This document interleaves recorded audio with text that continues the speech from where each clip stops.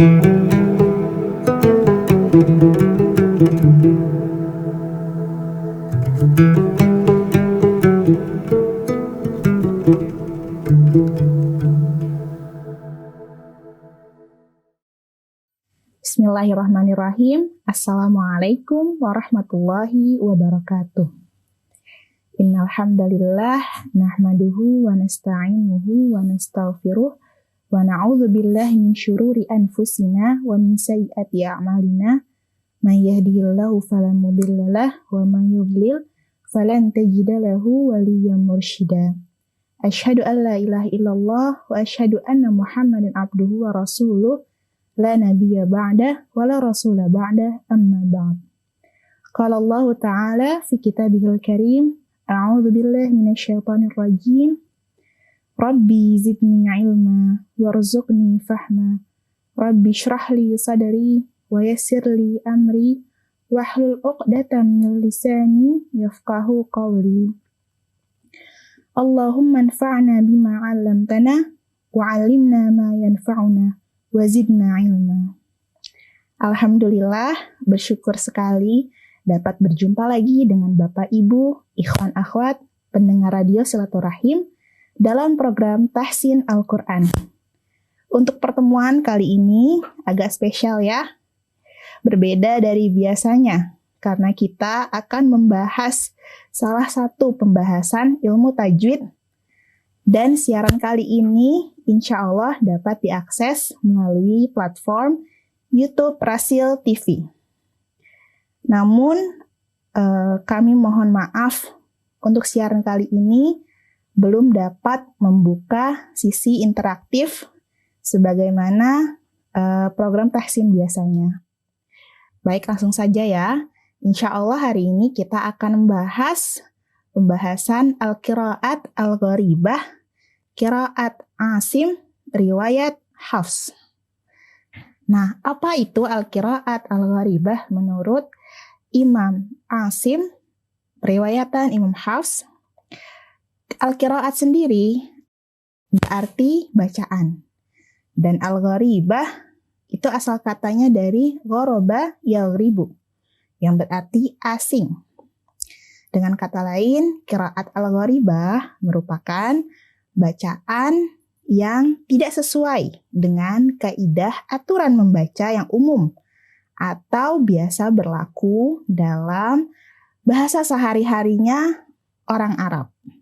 Nah, kenapa harus spesifik ya berdasarkan Qiraat Asim menurut periwayatan Imam Hafs? Karena orang Indonesia ini pada umumnya dan kebanyakan membaca Al-Quran berdasarkan qiraatnya Imam Asim melalui jalur periwayatan Imam Hafs. Jadi ketika ada perbedaan jalur periwayatan atau perbedaan qiraat, akan ada perbedaan huruf-huruf dalam membaca Al-Quran itu sendiri. Untuk pembahasan ilmu qiraat itu sendiri sebetulnya sangat panjang ya, dan gak mungkin kita bahas di dalam satu pembahasan ini bersamaan dengan pembahasan Al-Qiraat Al-Gharibah. Untuk itu kita fokuskan insya Allah hari ini untuk pembahasan apa itu Al-Qiraat Al-Gharibah. Nah, Al-Qiraat Al-Gharibah menurut periwayatan Hafs ada 8. Pertama ada saktah, yang kedua ada imalah, yang ketiga ada ishmam, yang keempat ada tashil, yang kelima ada nakal, yang keenam ada badal, yang ketujuh ada mat dan qasar, yang kedelapan ada yang disebut dengan nun wiqayah. Nah, apa aja sih maksudnya daripada saktah, imalah, ishmam, tashil itu? Insya Allah kita akan bahas hari ini. Langsung kita bahas yang pertama ya. Saktah, yang pertama ada saktah. Apa itu saktah? Saktah sendiri, bapak-bapak, ibu-ibu, berasal dari kata sakata yaskutu, yang artinya diam. Kalau menurut istilah ilmu qiraat, saktah itu berarti diam sejenak, kurang lebih selama 2 detik tanpa bernafas. Nah, gimana tuh maksudnya? Kita langsung aja masuk ke dalam contoh yang ada di dalam Al-Quran. Menurut periwayatan Hafs, bacaan saktah ini cuma ada 4 di dalam Al-Quran. Yang pertama itu ada di surat Al-Kahfi, antara ayat 1 dan ayat 2. A'udzubillahi minasyaitonirrajim. Alhamdulillahilladzi anzala ala 'abdihil kitaba wa lam yaj'al lahu 'iwaja qayyima. Nah, di antara kata 'iwaja dan qayyima ini terdapat hukum bacaan yang disebut dengan saktah. Maka kita diwajibkan untuk berhenti selama kurang lebih 2 detik tanpa bernafas. Contoh lainnya itu ada di surat Yasin, ayat 52. Nanti bisa dicek ya. A'udzubillahi minasyaitonirrajim. Qalu ya wailana man ba'atsana min marqadina. Hadza.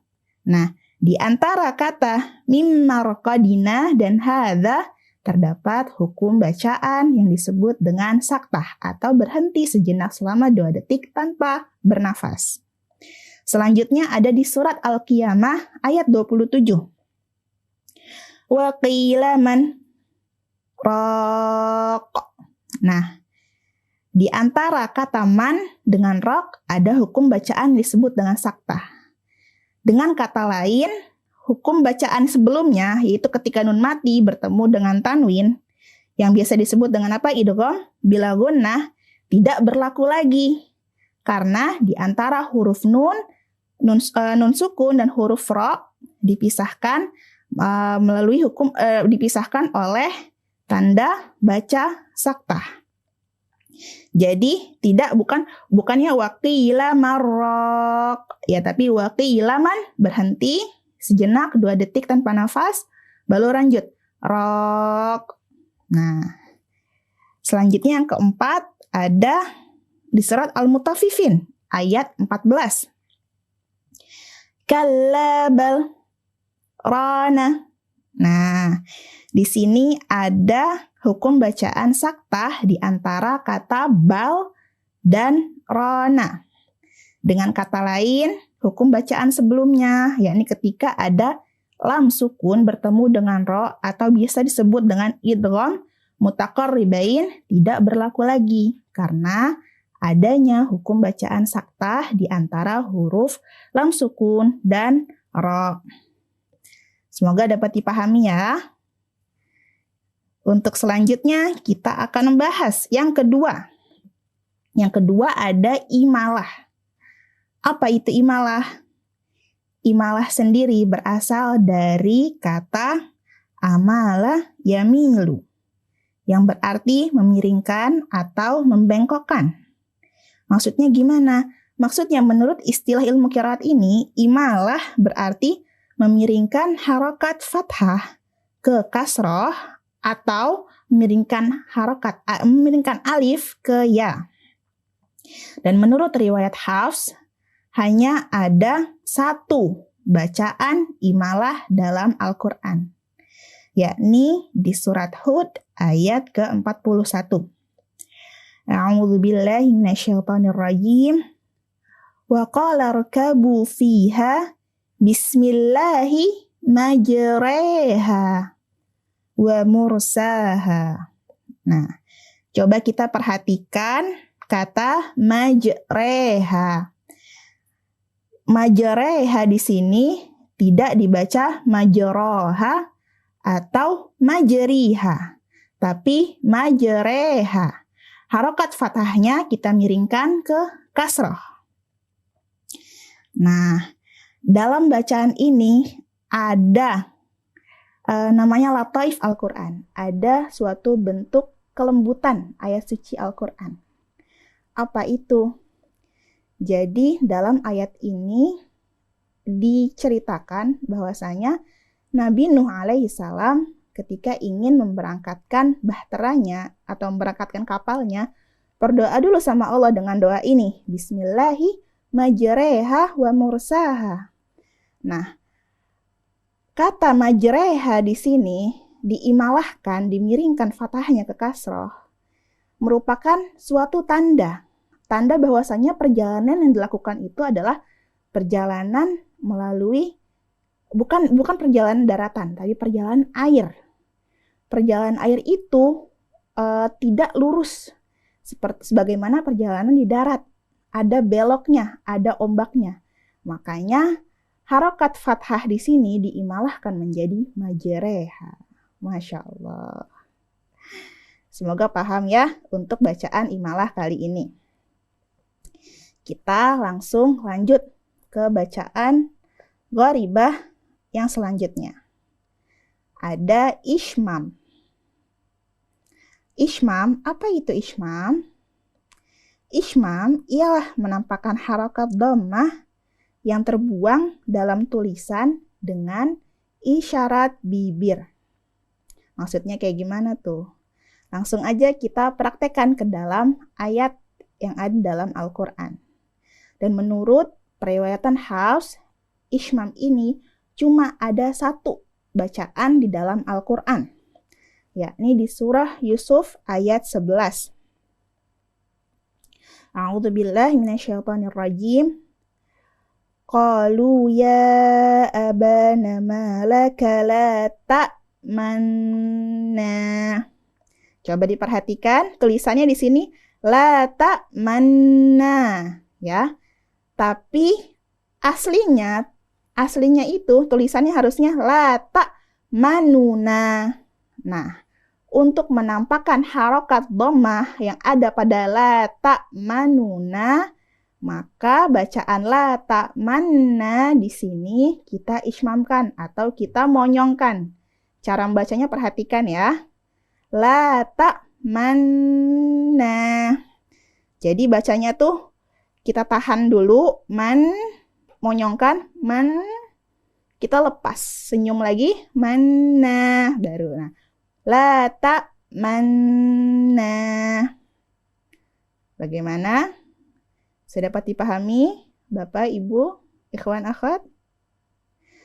Baik, kita langsung ke qiraah gharibah selanjutnya. Ada yang namanya tashil.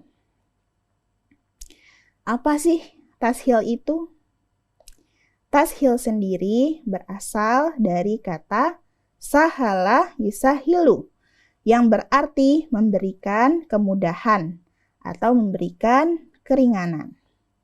Nah, maksudnya gimana? Maksudnya adalah ketika ada dua hamzah qat'i, maka hamzah yang kedua dikeluarkan dari makhraj antara hamzah dan alif. Nah, gimana tuh? Bingung nggak? Kalau jelasin pakai jabaran gitu mungkin bingung ya. Kita langsung aja masuk ke ayatnya. Dan menurut periwayatan Hafs ini, qiraah tashil cuma ada satu dalam Al-Quran, yakni di surah Fussilat ayat 44. Yang terletak pada kalimat a'jami. Nah, di sini tulisannya kan a'jamiyu ya. Tapi karena dibacanya ditashilkan, dimudahkan, maka hamzah yang kedua bukan a'jami tapi a'jami. Nah, kedengaran berbeda nggak? Hamzah yang kedua harokatnya dimasukkan ke harokat alif. A'jamiyu, bukan a'jamiyu, tapi jadi a'jamiyu. Nah, bagaimana? Bisa diulangi sendiri di rumah ya, dicoba baca a'jamiyu, bukannya a'jamiyu.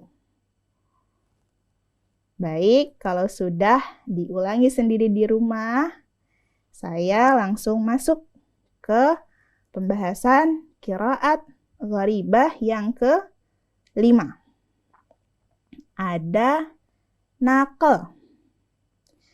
Naql ini berasal dari kata naqala yanqilu, yang dapat diartikan sebagai memindahkan atau menggeser. Apa yang dipindah? Apa yang digeser? Yang dipindah adalah harokat huruf, memindahkan harokat suatu huruf ke huruf sebelumnya. Nah, contohnya gimana? Contohnya menurut periwayatan Hafs, hanya ada satu bacaan naql dalam Al-Quran, yakni terletak pada surat Al-Hujurat, tepatnya di kalimat al-ism. Coba kita baca ya. Di sini kan tulisannya bi'sal ismu. Nah, tapi bacaan ini berat bagi orang Arab. Dari itu, bacaan ini harus kita baca dengan naql. Kita pindahkan harokat kasroh yang ada di hamzah, di ism, ke huruf sebelumnya, yakni huruf lam. Jadi bacaannya bi'salismu. Bi'salismu. Yang dikasrohkan huruf lamnya ya. Bi'salismu. Bukan lagi bi'sal ismu. Baik.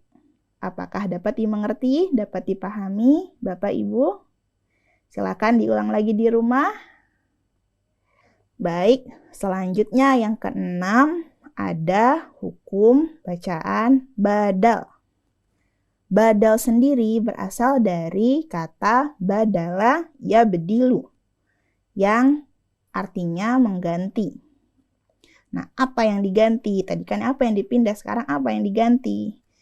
Yang diganti adalah di sini mengganti huruf hamzah dengan huruf ya. Ada juga yang mengganti huruf shad dengan huruf sin. Contohnya bagaimana?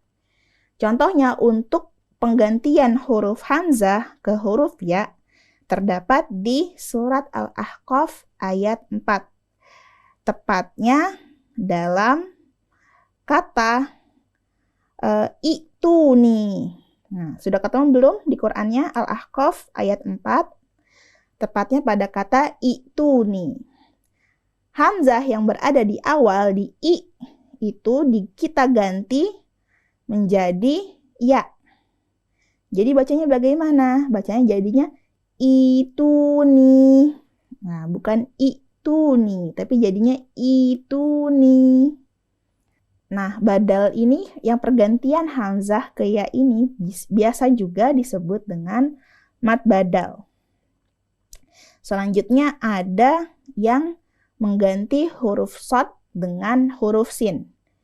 Biasanya pada Quran Rasm Utsmani terdapat tanda sin di atas atau di bawah huruf shadnya ya, sin kecil yang berada di atas atau di bawah huruf shad. Contohnya seperti yang ada di surat Al-Baqarah ayat 245. A'udzubillahi minasyaitonirrajim. Wallahu yaqbidu wa yabsut. Nah, wa yabsut. Nah, di sini kan tulisannya wa yabsut. Tapi kita ganti huruf shadnya dengan huruf sin. Apa beda huruf shad dengan huruf sin nih? Jelas-jelas ya, orang Indonesia kebanyakan suka ketuker pengucapan huruf shad sama huruf sin. Gampangnya gini, kalau huruf sin kita itu mempertemukan antara gigi atas, geraham atas dengan geraham bawah. Bacanya agak sambil nyengir gitu dikit ya Bapak Ibu ya. Sin, yabsut. Nah, yabsut. Kalau shad kita agak monyong sedikit terus berasa ada angin yang menyembur dalam mulut. Wa yabsut. Nah, tapi di surat Al-Baqarah 245 ini kata-kata wa yabsut dibaca shadnya diganti dengan sin. Jadi bacaannya wa yabsut, wa yabsut. Ada juga pergantian huruf shad ke sin ini di surah At-Tur ayat 37. A'udzubillahi minasyaitonirrajim. Am indahum khazainu rabbika am humul musaytirun. Nah, ada ya di sini al-musaitirun. Tulisannya al-musaitirun. Tapi karena ada tanda sin kecil di bawah huruf shad, maka kita ganti huruf shad ini dengan huruf sin, al-musaitirun, bukan al-musaitirun lagi bacanya. Sudah. Untuk pembahasan badal, semoga Bapak, Ibu, ikhwan akhwat dapat memahaminya. Sekarang kita langsung masuk ke qiraat al-gharibah yang ketujuh, yaitu ada mad dan qasar. Apa itu mad? Apa itu qasar? Mad sendiri berarti panjang, sedangkan qasar berarti singkat atau pendek, ya. Dan dalam Rasam Utsmani, terutama riwayat Hafs, ada beberapa bacaan yang tulisannya panjang, harusnya dimatkan, dipanjangkan. Tapi kita bacanya pendek. Dan ada juga yang sebaliknya. Tulisannya harusnya pendek, nggak ada matnya. Tapi dibacanya panjang. Nah, contohnya kayak gimana tuh? Contohnya yang pertama ada lafaz Malik, tulisannya pendek, malaka tanpa ada matnya sama sekali. Tapi dibacanya Malik. Ya. Di surat Al-Baqarah, Malikal Mulk, bukan Malikal Mulk. Meskipun tulisannya Malikal Mulk, tapi kita bacanya Malikal Mulk. Kita panjangkan huruf ma-nya, kita tambahkan alif setelahnya. Jadi itu contoh daripada bacaan yang dimatkan, padahal tulisannya qasar, tulisannya pendek. Selanjutnya ada kebalikannya. Tulisannya ada matnya, dipanjangkan, tapi kita bacanya qasar, kita bacanya pendek. Contohnya kayak apa? Contohnya seperti setiap kata ana dalam Al-Quran.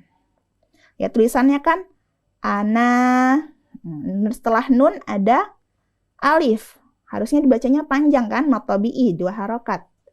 Tapi di kata ini berlaku hukum bacaan qasar, yakni pendek, bacanya ana. Nah, nggak usah panjang, ana. Nunnya tidak ada mat tabi'inya. Ada lagi kata yang tulisannya panjang, tapi tulisannya ada matnya, tapi kita bacanya pendek. Kata ulaika. Nah, di tulisannya itu ada mat setelah hamzah yang pertama ya. Harusnya dibacanya ulaika. Tapi yang benar bacaannya pendek aja. Ulaika. Jadi hamzah yang pertama tidak dibaca panjang. Ada lagi kata ulu. Tulisannya ulu. Tapi dibacanya pendek. Ulu. Ada lagi kata al-mala'u. Tulisannya al-mala'u. Harusnya dibaca mat wajib muttasil. Tapi yang betul bacanya al-mala'u. Pendek aja, nggak usah ada matnya. Terus ada tulisannya hadza. Ya, panjang haknya. Ha panjang, za panjang tulisannya. Tapi kita bacanya pendek aja. Hadza. Ada lagi hadhihi, tulisannya hadhihi, ha yang pertama panjang, tapi kita bacanya pendek. Hadhihi. Nah, ada lagi zalika. Za yang pertama dibaca tulisannya, tulisannya harusnya dibaca panjang. Tapi dalam kata ini berlaku hukum bacaan qasar. Jadi dibaca pendek aja. Zalika. Tamam. Semoga nanti dimurajaah lagi, dilihat-lihat Qur'annya, dicari baca kata-kata apa yang tulisannya ada matnya tapi dibacanya qasar aja, pendek. Ya, tadi ada hadza, hadhihi, dzalika, terus ulaika, ulu, ana. Nah, bisa nanti dibuka Qur'annya sendiri sambil dibaca. Kemudian yang terakhir, yang ke-8, ada qiraat al-gharibah yang disebut dengan nun wiqayah. Nah, apa itu nun wiqayah? Apa yang membedakannya dengan huruf nun biasanya? Nun wiqayah ialah huruf nun yang tidak tertulis, namun harus dibaca ketika ada tanwin yang bertemu dengan hamzah wasal. Tanwin paham kan? An, in, un. Tanda baca harokat yang dibacanya an, in, un. Bertemu dengan hamzah wasal. Kalau di Quran Utsmani biasanya ada alif yang atasnya ada kayak tanda benderanya gitu. Itu namanya disebut hamzah wasal. Nah, bacain jadi kayak gimana? Kita langsung lihat contohnya dalam Al-Quran. Yang pertama ada di surat Al-A'raf. Ini banyak bacaan nun wiqayah ini. Menurut riwayat Hafs, bacaan nun wiqayah itu banyak dalam Al-Quran. Nah, di antaranya ada di surat Al-A'raf ayat 177. A'udzu billahi minasyaitonir rajim.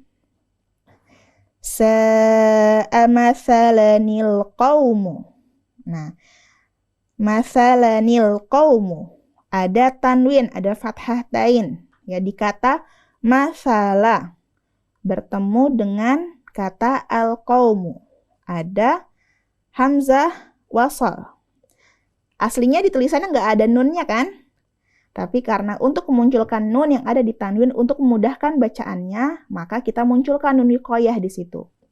Jadi bacanya sa'amathalanil qaumu. Nah, ada nunnya muncul tiba-tiba di antara kata mathala sama al-qaum. Nah, semoga paham ya. Dan untuk catatan, nunnya ini harus berharokat kasroh. Kita praktek lagi deh. Selanjutnya ada di surah Maryam ayat 61. A'udzubillahi minasyaitonir rajim. Jannati adninil lati. Nah, coba kita lihat di antara kalimat adninil lati. Itu aslinya nggak ada nun setelah nun lagi kan? Adanya kasratain, adnin, dan hamzah wasal yang berada di kata allati. Nah, tapi karena susah banget ya bacanya, kalau jannatin adnil lati nggak mungkin kan? Jadi kita munculkan nun wiqayah di situ agar membacanya dapat lebih mudah. Jadi gimana? Jadi bacanya adninil lati. Nah, kita munculkan nun yang berharokat kasrah agar bacaannya menjadi lebih mudah. Insyaallah ya. Semoga nun wiqayah ini dapat dipahami. Banyak sebenarnya. Ada lagi contohnya di Hud. Surah Hud ayat 42. Ada lagi di surat Al-Qiyamah. Di surat Al-Qiyamah sendiri ada sekitar 2 ayat yang terdapat nun wiqayah dalamnya. Nanti bisa Bapak Ibu coba cari di Al-Quran.